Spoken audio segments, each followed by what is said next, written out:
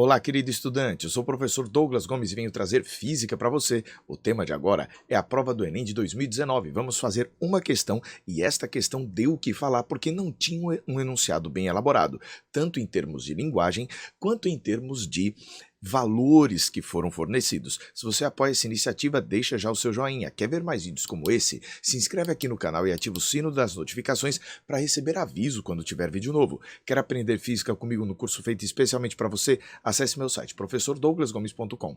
Agora vem comigo para a gente ler o enunciado e fazer a nossa análise.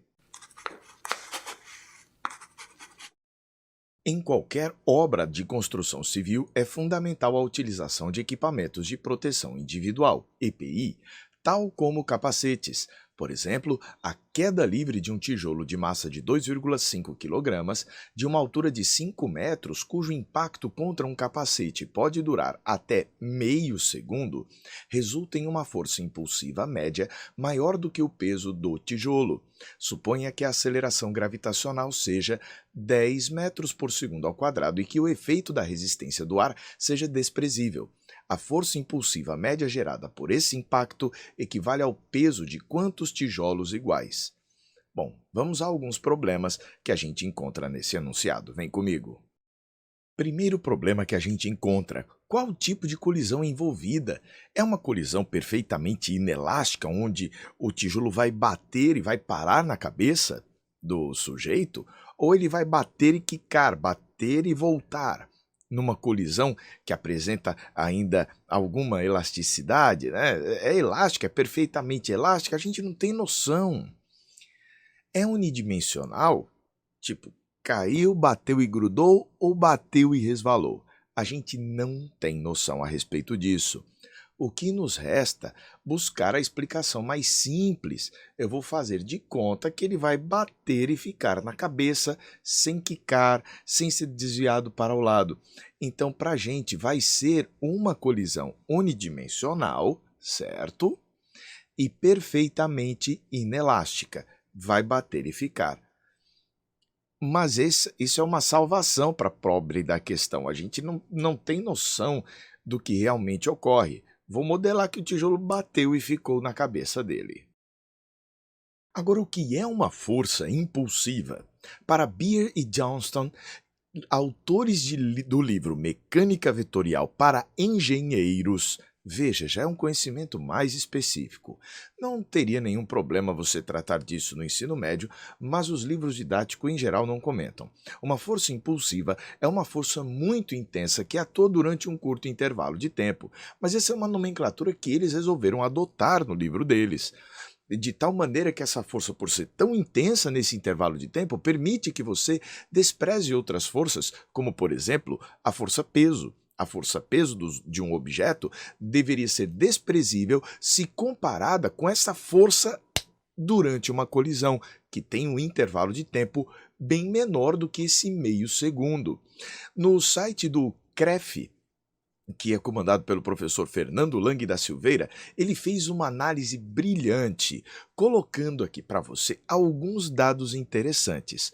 Olha só, se a interação pudesse durar esse meio segundo, certo? Com uma velocidade média relativa durante o impacto de 5 metros por segundo, o tijolo iria penetrar cerca de 2,5 metros no capacete, ou seja, é mais do que a altura de uma pessoa.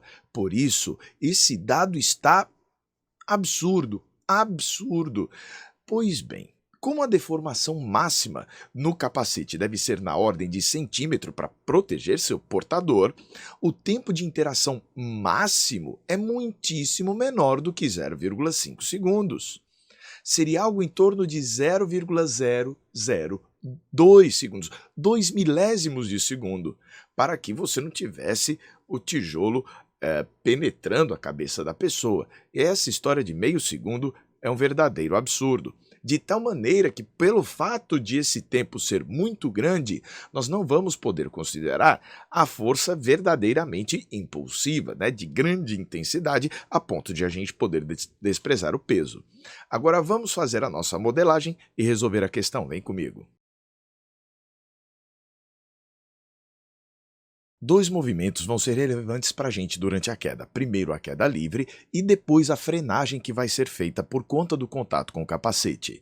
Durante a queda livre vai acontecer a conservação de energia mecânica. A energia potencial gravitacional, mgh, vai se transformar em energia cinética, mv²/2, de tal maneira que a velocidade será a raiz quadrada de 2gh.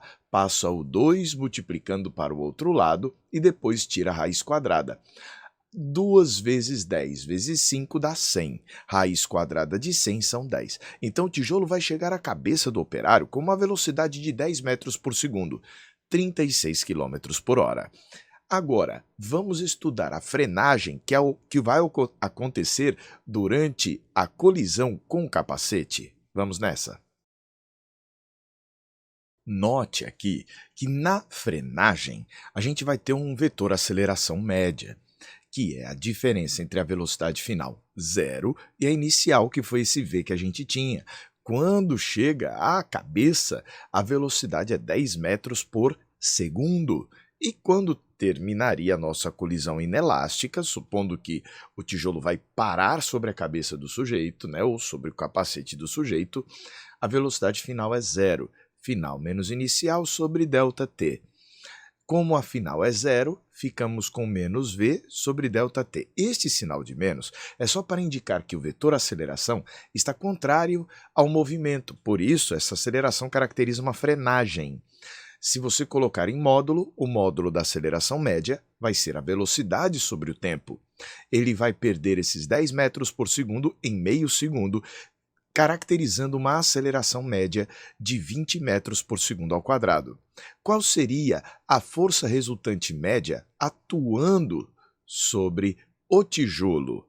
Porque se eu sei a força que atua sobre o tijolo, eu posso tirar algumas conclusões.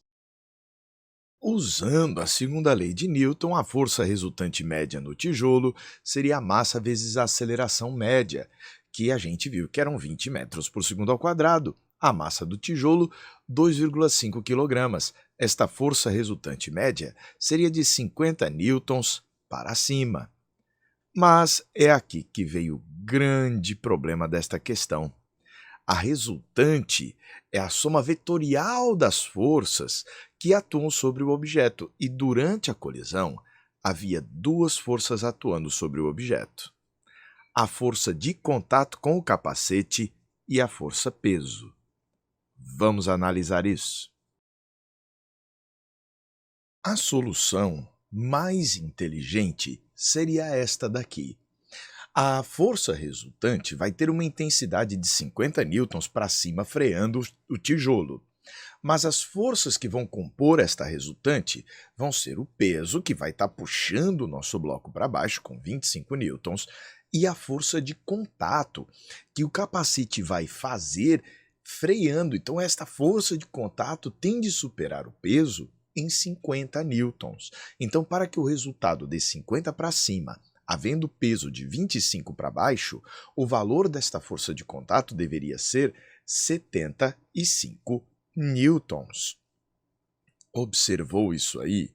75 newtons são 3 vezes o valor do peso. Então, você fazendo a comparação deste resultado com este, você vai notar que isto daqui é o triplo da força-peso, ou o triplo do peso. 75 é 3 vezes 25. Mas vamos às opções. Olhando para as opções, você não vai encontrar esta força no valor de 3P, esta força de contato. E aí fica aquela história. O que seria esta força impulsiva? Vamos aqui para a ideia do Beard e do Johnston. Esses dois, eles têm uma ideia interessante. Força impulsiva é uma força muito intensa que atua durante um curto intervalo de tempo, de tal forma que essa força seja muito mais intensa do que a força-peso. Então não poderia dar 2, não poderia dar 5 vezes o peso de um tijolo. Não poderia. Deveria ser uma quantidade muito maior. Mas a gente, para conseguir chegar ao gabarito oficial, precisaria desprezar aqui o peso na constituição do cálculo da força de contato. Que absurdo! Mas vamos lá.